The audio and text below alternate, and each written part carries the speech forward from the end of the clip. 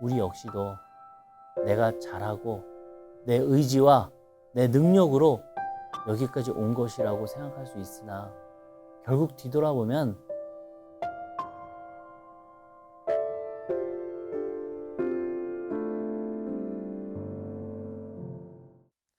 할렐루야. 한 주간 우리 쉐마 식구분들 평안하셨는지요? 환절기라 바람이 불면 날이 좀 춥습니다. 감기 조심하시고 바이러스로부터도 안전하시길 바라겠습니다. 오늘은 바울이라고 하는 인물에 대해서 공부하기를 원하는데요. 바울의 이름의 뜻은 작은 자입니다. 바울은 육체적으로 좀 왜소하고 약하며 말이 시원치 않았던 사람이었다고 해요. 그의 본래 이름은 사울이었었어요. 이 핍박자 사울은 로마 시민권을 가졌던 히브리인 중에 히브리인이었습니다. 사울은 유대 베냐민 지파 출신이었고 길리기아 지역의 수도인 다소에서 출생을 합니다. 그는 태어난 지 8일 만에 할례를 받았던 히브리인 중에 히브리인이었습니다. 또한 그는 로마 시민권을 갖고 있었던 사람이었어요. 당시 유대인으로서 로마의 시민권을 갖고 있다는 것은요, 대단한 특권이었습니다. 당시의 로마 시민권은요, 정당한 사유 없이 고문당하는 것에 대해서 면제받게 돼요. 만약에 이 법을 어기면 상대방은 엄격한 처벌을 받게 됩니다. 그렇기 때문에 로마 시민권은 크게 자랑할 만한 권한이었죠. 또 이 사울은요, 이스라엘 사회에서 가장 존경받는 7 랍비 중에 한 명인 가말리엘 아래에서 율법을 배웠어요. 이것만 보더라도 이 사울은 그 누구에게도 뒤지지 않는 율법의 정통한 자로서 율법 준수에 열심이었다는 것을 우리는 알 수 있습니다. 또한 이 사울은요, 지독한 기독교 박해자였습니다. 인류의 죄를 대속하시기 위해서 십자가를 지시고 돌아가셨다가 부활승천하신 그 예수님께서는 오순절날에 제자들에게 성령 충만하게 하셨어요. 성령 충만한 제자들이 능력받아서 세상에 나아가서 담대하게 복음을 전합니다.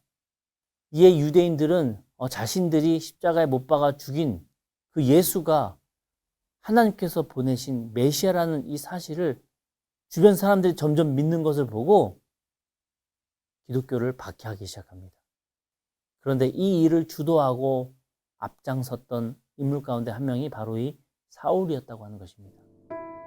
우리는 사울이 그렇게 거부하고 반대하던 예수 그리스도를 우리는 만났고 그 예수님을 우리의 구세주로 믿는 자들이 바로 우리입니다. 그런 우리에게 사울에게 있었던 열정처럼 반대로 복음을 전하는 그 열정이 남아 있습니까? 사울은 방향이 잘못되었지만 그 안에는 무한한 에너지와도 같은 열정이 활활 타오르고 있었어요. 그 열정 자체는 참 부럽습니다. 구원받은 기쁨과 천국 시민의 그 감격으로 살아가야 되는 우리 안에도 이 복음의 열정이 있다면 우리가 뭐라도 하지 않으면 답답한 사람이 될 거예요. 결국 하나님께서는 사울의 이 열정을 변화시켜서 사용하셨던 것처럼 우리의 작은 복음의 열정을 귀한 주님의 연료로 사용하셔서 주님의 뜻을 하나하나 이루어 가실 겁니다. 이 사울은 다메섹에 있는 기독교 성도들을 체포하러 갑니다. 살기가 등등했던 이 사울은 대제사장으로부터 예수 믿는 자들을 체포하여 예루살렘으로 압송할 수 있는 권한을 부여받았고 다메섹에 있는 성도들을 찾아 나서요. 예수님께서는 사울이 다메섹에 가까이 다가왔을 때 사울에게 나타나셔서 강한 빛으로 비추십니다. 주님께서 이렇게 말씀하시죠. 사울아, 사울아, 내게 어찌하여 나를 박해하느냐? 이에 사울이 이렇게 말합니다. 주여, 누구시니까? 그때 예수님께서는 나는 너가 박해하는 예수라. 그런데 같이 갔던 사울의 동행자들은 소리만 듣고 아무것도 보지 못했기 때문에 말을 못하고 그저 서 있었다고 합니다. 그런데 사울은 예수님의 말씀을 듣고 또 보고 일어나 눈을 떴지만 그 눈에 아무것도 보이지 않았다고 해요. 그래서 결국 사람의 손에 이끌려 다메섹 도시로 끌려 들어가서 사흘 동안 보지 못하고 식음을 전폐했다고 합니다. 하나님께서는 다메섹에 있는 아나니아라고 하는 제자를 환상 중에 부르십니다. 그리고 이렇게 말씀하십니다. 직가라 하는 거리에 가서 유다의 집에서 다소 사람 사울이라고 하는 사람을 찾으라. 그가 기도하는 중이라. 이 사람은 내 이름으로 이방인들과 임금들과 이스라엘 자손들에게 전하기 위해 택한 나의 그릇이니라. 그가 내 이름을 위하여 얼마나 고난을 받아야 할 것을 내가 그에게 보이리라 라고 말씀하십니다. 주님의 명령을 받았던 이 아나니아가 그 집으로 들어가서 실제로 사울을 만나고 사울에게 안수하자 그 즉시 사울의 눈에 비닐 같은 것이 떨어져 다시 볼 수 있게 됐다고 합니다. 그래서 이 사울은 일어나서 곧바로 아나니아에게 세례받고 음식을 먹었다고 해요. 세례를 받았다고 하는 것은요, 사울에게 있어서 일생일대의 엄청난 결단입니다. 이제 그는 유대인에서 기독교인이 된 거예요. 박해하던 자에서 박해받는 사람으로 이제 변화되는 겁니다. 죽이는 자에서 살리는 자로 변화되는 거예요.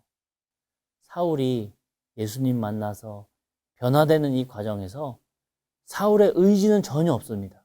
오직 예수님께서 직접 찾아오셨고 주변 환경을 만들어 주셨고 사람을 붙여주셨고 눈도 고쳐주셨어요.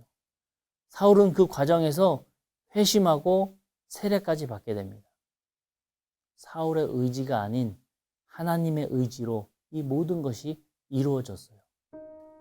우리 역시도 내가 잘하고 내 의지와 내 능력으로 여기까지 온 것이라고 생각할 수 있으나 결국 뒤돌아보면 하나님의 은혜의 손길이 아니었다면 벌써 꼬꾸라지고 넘어져 낙오되었을 인간이었다고 하는 것을 깨닫게 되실 겁니다. 사울에게 주님이 찾아오셔서 그를 바울로 변화시켜 주신 것처럼 우리도 하나님 만나서 내 삶에, 내 인생에, 내 안에 무엇이 변화됐는지 한번 잘 생각해 보시는 우리 쉐마 성도님들 되기를 바랍니다. 그 변화된 것을 우리가 기억하고 하나님의 뜻을 생각할 때 분명 우리가 앞으로 나아가야 하나님께서 원하시는 그 길을 찾을 수 있습니다.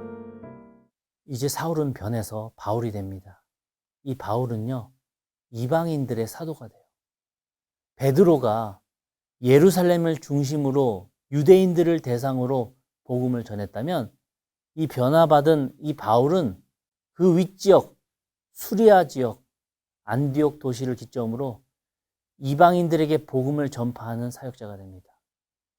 바울은 제1차, 2차, 3차 전도 여행을 통해서 복음이라고 하는 것이, 그 기쁜 소식이 예루살렘 안에만 국한되는 것이 아니라 이방 세상으로 퍼지는 발판을 마련한 사람입니다.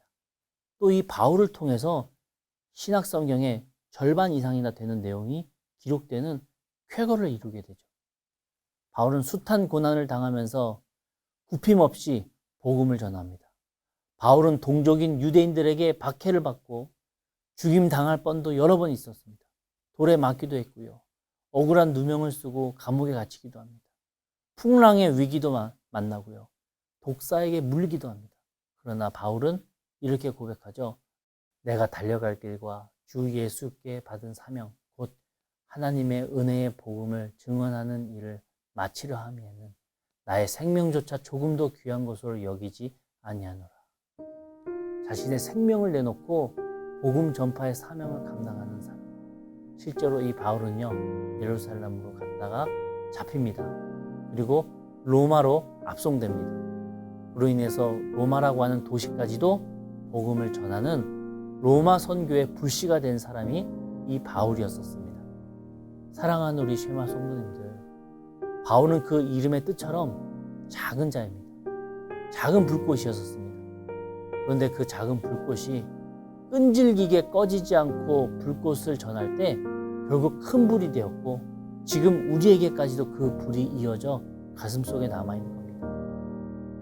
복음의 불씨를 사용할 수 있는 곳이 있다면 아무리 작은 불씨라 할지라도 꾸준하게 일을 하다 보면 결국에는 하나님께서는 그 작은 불꽃을 사용하셔서 큰 역사의 시작불로 사용하시더라고요. 한 주간도 내 안에 그 신앙의 불꽃을 기억하시면서 그 불꽃을 전하며 그리스도의 향기를 낼 수 있는 저와 우리 쉐마 성도님들 되시기를 바랍니다. 그럴 때 하나님께서 바울을 기뻐하셨듯 우리 성도님들도 기뻐하시고 주님께서 우리 성도님들의 삶 속에 그 불꽃을 사용하셔서 하나님께서 원하시고 또 복 주시는 귀한 일들을 감당하는 주의 자녀들 되리라 믿습니다. 한 주간도 평안하시기 바랍니다.